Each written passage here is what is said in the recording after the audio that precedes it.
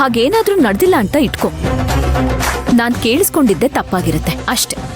100% correct. ಹಾಗಾದ್ರೆ ಇವಾಗ ಏನ್ ಮಾಡ್ಬೇಕು ನೀನು? ಸಿಂಪಲ್. ನಾನು ಮೊದಲೇ ಅಲ್ಲಿಗೆ ಹೋಗಿ ಬಚ್ಚಿಟ್ಕೊಂಡ್ಬಿಡ್ತೀನಿ. ಅವಳು ಅಲ್ಲಿಗೆ ಬಂದೇ ಬರ್ತಾಳೆ.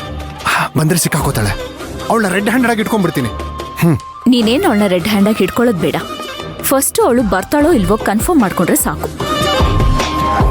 ಬಂದ್ಬಿಟ್ಲು ಅಂತ ಗೊತ್ತಾದ್ರೆ ನಮ್ಗೆ, ನಾನು ಹೇಳಿದ್ನಲ್ಲ, ಅವಳು ಆಡ್ತಾ ಇರೋದು ನಾಟಕ ಅಲ್ಲ, ನಿಜ ಅಂತ ಗೊತ್ತಾಗೋಗುತ್ತೆ. ಅವಳು ಹೊರಗಡೆ ಪ್ರಪಂಚನ್ ಮಾತ್ರ ನಂಬಿಸ್ತಿದ್ದಾಳೆ ಅವ್ರನ್ನ ಮದ್ವೆ ಆಗಿದ್ದೀನಿ ಅಂತ. ಆದ್ರೆ ಅವಳು ಮದ್ವೆ ಆಗಿಲ್ಲ ಅನ್ನೋದು ಕನ್ಫರ್ಮ್ ಆಗೋಗುತ್ತೆ. ನೋಡ್ತಾ ಇರು ಶಾಂತಿ, ಈ ಆಪರೇಷನ್ನ ಸಕ್ಸಸ್ಫುಲ್ ಆಗಿ ಮುಗಿಸ್ಕೊಂಡು ಬರ್ತೀನಿ. ಇದ್ರ ಬಗ್ಗೆ ನೀನೇನು ಚಿಂತೆ ಮಾಡೋದಕ್ಕೆ ಹೋಗ್ಬೇಡ. ಆಮೇಲೆ ನೀನು ಹುಷಾರು. ಸರಿ. ಹೇ, ಆಲ್ ದಿ ಬೆಸ್ಟ್. ಓಕೆ, ಸರಿ.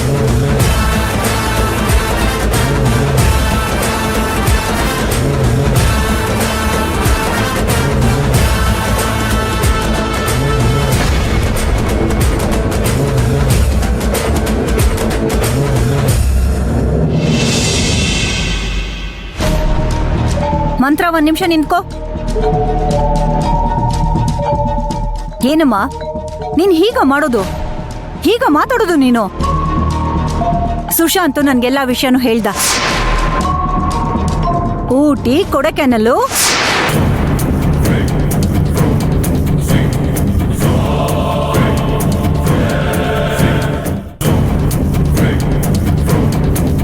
ಅದು ಅತ್ತೆ ನನ್ ಬೇಕಂತೇನೋ. ಹಾ, ಬೇಕು ಅಂತ ಅಲ್ಲ ಮಂತ್ರ. ನಿನ್ ಮೇಲೆ ನಾನು ಎಷ್ಟು ಪ್ರೀತಿ ಇಟ್ಕೊಂಡಿದ್ದೆ, ವಿಶ್ವಾಸ ಇಟ್ಕೊಂಡಿದ್ದೆ, ಎಷ್ಟು ನಂಬಿಕೆ ಇಟ್ಕೊಂಡಿದ್ದೆ. ಅಮ್ಮ, ಯಾಕಮ್ಮ ಅದ್ಕೆನ ಹೀಗೆ ಹೆದರ್ಸ್ತಾ ಇದ್ಯಾ? ಏನೂ ಇಲ್ಲ ಅದ್ಕೆ.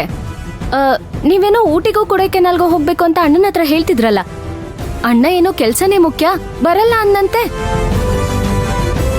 ಅದ್ರ ಬಗ್ಗೆನೆ ಅಮ್ಮ ಏನೇನೋ ಹೇಳ್ತಿದ್ದಾರೆ.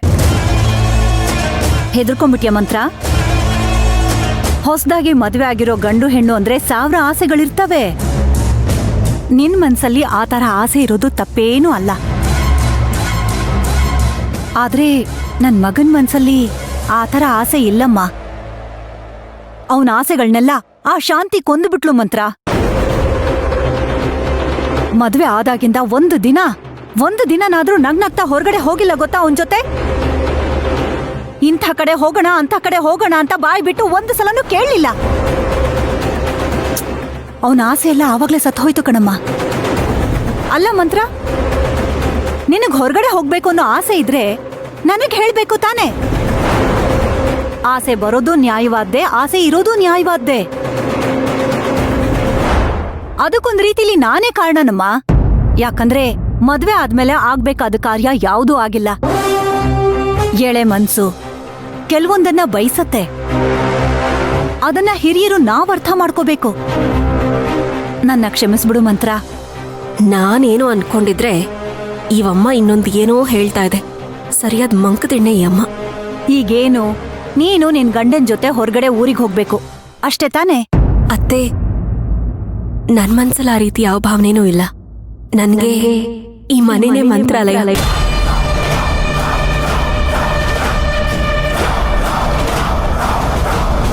ನಾನು ಅನಾಥೆಯಾಗೆ ಬದುಕ್ ಬಂದೆ. ಯಾವ ಜನ್ಮದಲ್ಲಿ ಏನ್ ಪುಣ್ಯ ಮಾಡಿದ್ನೋ ಭಗವಂತ ನಿಮ್ಗಳನ್ನ ನನ್ ಬದುಕಲ್ ಕೊಟ್ಟ. ಅದಕ್ಕೊಂಥರ ಶಾಂತಿ ಅವರೇ ಕಾರಣ. ಒಂದ್ ನಿಮಿಷ. ಥ್ಯಾಂಕ್ಸ್. ಚಪ್ಪಲಿ ಹಾಕೊಂಡು ಮನೆ ಒಳಗಡೆ ಬಂದ್ರೆ ಬರೀ ಆದಿ ಬೀದಿಲಿರೋ ಕಸ ಒಳಗ್ ಬರುತ್ತೆ.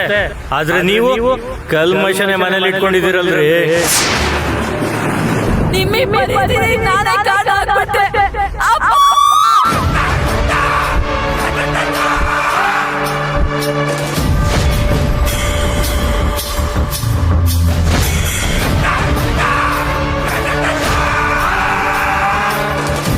ಹಾಗಾದ್ರೆ ನೀವು ಊಟಿ ಕೊಡಕೆನಲ್ ಅಂದ್ರಲ್ಲ, ಅದು ನಾನು ನನ್ಗೋಸ್ಕರ ಹೇಳಿಲ್ಲ ಸುಕೃತ.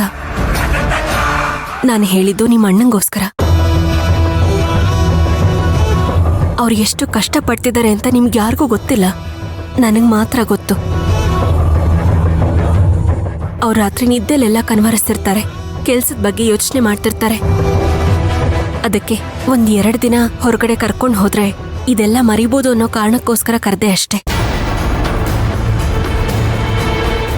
ಮೊದ್ಲೆಲ್ಲ ಸುಮ್ಮನೆ ಇದ್ರು.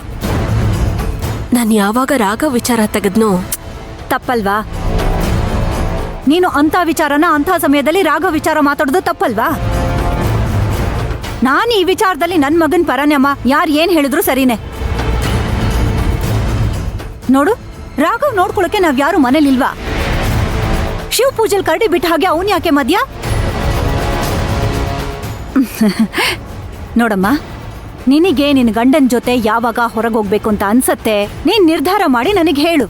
ಅದಕ್ಕೇನ್ ವ್ಯವಸ್ಥೆ ಬೇಕೋ ಎಲ್ಲ ನಾನ್ ಮಾಡ್ಕೊಡ್ತೇನೆ, ಸರಿನಾ? ನನ್ನ ಮನ್ಸನ್ನ ಅರ್ಥ ಮಾಡ್ಕೊಳಕ್ಕೆ ನೀವಲ್ಲ, ನಿಮ್ಮಪ್ಪನ ಕೈಯಲ್ಲೂ ಆಗಲ್ಲ.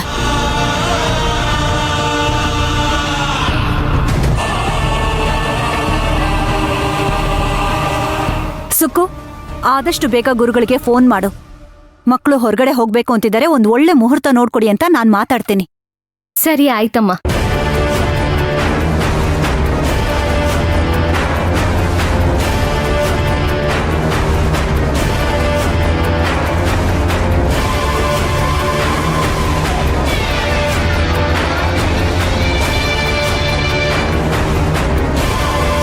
ನಾನು ಅರ್ಚನಾ ಇವಳನ್ನ ಆಫೀಸಲ್ಲಿ ಲಾಕ್ ಮಾಡ್ಬೇಕು ಅಂತ ಏನೇನೋ ಪ್ಲಾನ್ ಮಾಡ್ತಾ ಇದ್ರೆ ಇವಳು ಊಟಿ ಕೊಡೈಕೆನಲ್ ಅಂತ ಹೊಸ ಹೊಸ ಕತೆಗಳನ್ನ ಹೇಳ್ತಾ ಇದ್ದಾಳಲ್ಲ, ಏನಿದ್ರ ಅರ್ಥ?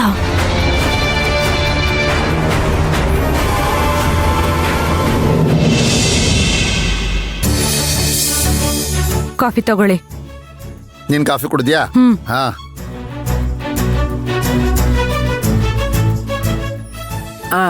ದಯವಿಟ್ಟು ಕ್ಷಮಿಸ್ಬಿಡಿ ಮಾ, ಬೇಗ ಬರೋಣ ಅಂತಾನೆ ಇದ್ದೆ, ಸ್ವಲ್ಪ ಲೇಟ್ ಆಗೋಯ್ತು, ಕ್ಷಮಿಸ್ಬಿಡಿ ಮಾ. ರತ್ನಮ್ಮ, ನೀವು ನಿಧಾನಕ್ ಬಂದ್ರು ನಮ್ಗೇನು ತೊಂದ್ರೆ ಆಗಲ್ಲ. ಮಾತ್ರೆ ಎಲ್ಲ ಸರಿಯಾಗಿ ತಗೋತಿದ್ದೀರಾ ತಾನೆ? ನೀವ್ ಹೇಳ್ದಂಗೆ ಸರಿಯಾಗಿ ಟೈಮ್ಗೆ ಮಾತ್ರೆ ತಗೊಳ್ತಾ ಇದ್ದೀನಿ ಕಣಮ್ಮ, ಈಗೇನ್ ತೊಂದ್ರೆ ಇಲ್ಲ ಬಿಡಿ. ರತ್ನಮ್ಮ, ಅಯ್ಯೋ ರತ್ನಮ್ಮ, ರತ್ನಮ್ಮ, ರತ್ನಮ್ಮ, ಏನಾಯ್ತು ರತ್ನಮ್ಮ? ಯಾಕೋ ತಲೆ ಸುತ್ತಂಗಾಯ್ತಮ್ಮ. ಸರಿ ನಡೀರಿ, ಆಸ್ಪತ್ರೆಗೆ ಹೋಗೋಣ. ಬೇಡ ಕಣಮ್ಮ. ಅಚ್ಚು, ಅವತ್ ನಾನು ಆಸ್ಪತ್ರೆ ಕರ್ಕೊಂಡೋಗಿದ್ನಲ್ವಾ, ಅವತ್ತೇ ಡಾಕ್ಟರ್ ಹೇಳಿದ್ರು ಮತ್ತೇನಾದ್ರೂ ತಲೆ ಸುತ್ತ ಬಂದ್ರೆ ಒಳ್ಳೇದಲ್ಲ, ಸ್ಕ್ಯಾನಿಂಗ್ ಮಾಡಿಸ್ಬೇಕಾಗತ್ತೆ ಅಂತ. ಹಂಗ್ ಹೇಳಿದ್ರ ಅದ್ಕೆ? ರತ್ನಮ್ಮ, ಡಾಕ್ಟ್ರು ಬರ್ಕೊಟ್ಟಿರೋ ಸ್ಲಿಪ್ ಇದೆಯಾ ನಿಮ್ ಹತ್ರ? ಇದೆ ಕಣಮ್ಮ. ಅಣ್ಣ, ಹಾಗಾದ್ರೆ ಕರ್ಕೊಂಡು ಹೋಗಿ ಸ್ಕ್ಯಾನಿಂಗ್ ಮಾಡಿಸ್ಕೊಂಡ್ ಮಾಡಿಸ್ಕೊಂಡ್ ಬಿಡೋಮ್ಮ.